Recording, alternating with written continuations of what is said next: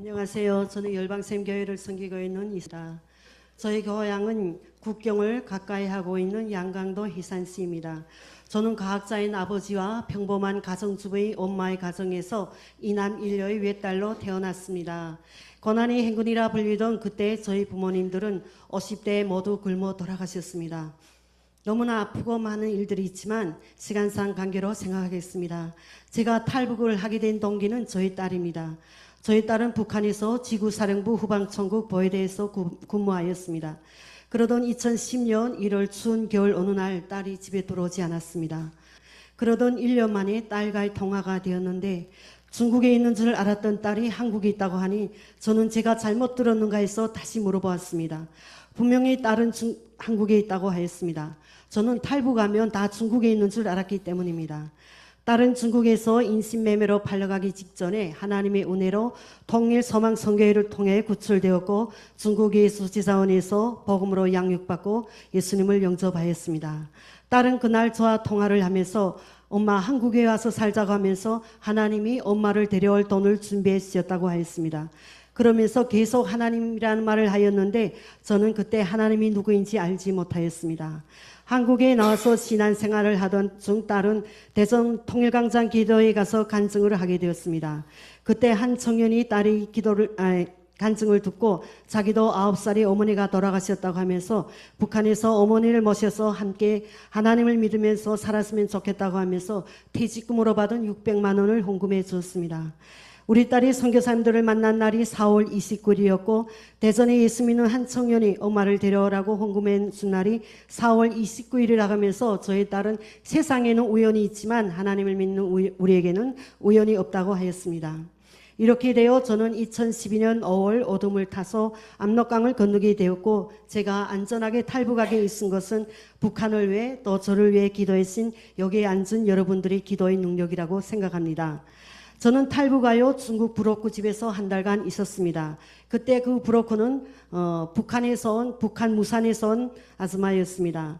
그때 저는 딸과 영상통화를 하게 되었습니다. 성경을 내보이면서 내가 믿는 하나님을 엄마도 믿어서 구원을 받고 함께 천국으로 가는 것이 자기의 소원이라고 말하였습니다.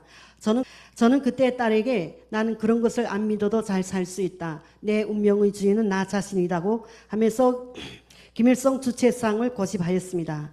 그렇게 사랑하는 딸하고 통화가 끝났는데 브로커 아주머니가 장롱을 열고 종이에 싼 무엇인가를 꺼내면서 저에게 주면서 보라고 하였습니다. 풀어보니 성경 전서라고 쓴 책이었습니다. 이 책이 무슨 책이며 어떤 내용이 있기에 읽어보라는가 생각하면서 호기심 반 기대 반 그 책을 펼쳐보는 순간 태초에 하나님이 천지를 창조하셨는데 빛이 있으라 하니 빛이 있었다고 하는데 아주 먼 옛날이 환상적인 거짓말만 같았습니다. 저는 브로커 집에서 한 달간 있으면서 심심하면 또 성경책을 읽어보곤 하였는데 전혀 이해가 안 되고 세상에 이런 거짓말 하는 것을 믿는 우리 딸이 한심해 보이기도 하였습니다. 제가 예수님을 믿지 않겠다고 하자 우리 딸은 금식기도원에 가서 기도하였고 열방샘교회와 통일서망선교회는 저를 위해서 많이 기도해 주셨습니다. 저는 한 달 후 선교사님들 만나서 중국 예지원에 들어가게 되었고 거기서 복음으로 양육받게 되었습니다.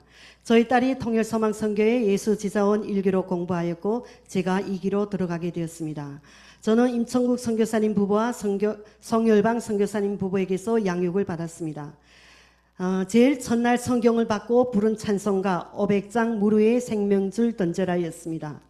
곡은 모르지만 가사 한 구절 한 구절이 북한에서 내가 정말 힘들게 살아가던 저희 모습을 보게 하였고 오늘도 살고 싶다고 살려달라고 구원의 손을 내미는 우리 고향 사람들의 모습이어서 정말 많이 울었던 기억이 납니다.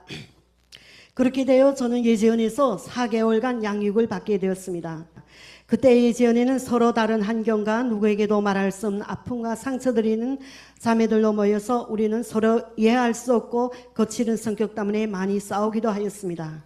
저도 예지원에 있을 때 여기에 있지 않고 북한으로 다시 가겠다고 가출하는 소동도 벌리기도 하였습니다. 그럴 때마다 우리 선교사님들은 금식을 하고 기도하면서 우리를 인내하며 기다려 주셨습니다. 그때 저희 눈에 보이는 것은 하나님이 아닌 선교사님들이었습니다. 선교사님들이 인내하며 기다려주는 그 모습에서 아직은 예수님이 누구인지 모르지만 저 선교사님들이 믿는 하나님, 우리 딸이 믿는 하나님을 믿고 싶었습니다. 하나님은 사람을 통해서 일하셨고 내 능력과 내 열정이 아닌 성령께서 저를 만나 주셨습니다. 성경을 읽으면서 이것은 다 거짓말이다 하면서 읽었던 성경이 어느 날 갑자기 믿어지게 되었고, 그래 하나님이 천지 만물을 말씀으로 창조하신 하나님이라는 것을 믿어지게 되었습니다. 그때 저는 이 말씀이 진리이다, 내가 믿을 것이 김일성이 주체 사상이 아니고 하나님이 말씀이라는 고백을 하게 되었습니다. 내가 첫 발을 디딘 대한민국은 너무나 발전되었고 저것도 하고 싶고 이것도 하고 싶고 정말 물질과 모든 유혹이 저를 유혹하였지만 제가 흔들리지 않고 지금까지 온 것은 저를 위해 기도해 준 우리 교회가 있었고 우리 선교사님들이 있어서 제가 흔들리지 않고 지금도 이 교회를 하나님께 감사하며 다니고 있습니다. 하나님께 너무 감사를 드립니다. 저는 또 중국 예재원에 있을 때 우리 선교사님들처럼 나도 북한 사람들에게 복음을 전하는 사람이 되고 싶다는 기도를 딱 한 번 했습니다. 그런 기도를 하나님이 들으셨고 저는 생각을 다 잊어버리고 있던 그때 하나님은 저에게 공부하라는 마음을 씌웠습니다. 50대 중반에. 그래서 저는 신학교를 4년간 공부하게 되었고 2024년에 졸업하였습니다. 내가 하는 것이 아니라 주님이 계획하시고 인도하셔야 할 수 있음을 고백합니다. 14년 전 중국 예재원에서 세족식을 하던 날을 저는 잊을 수 없습니다.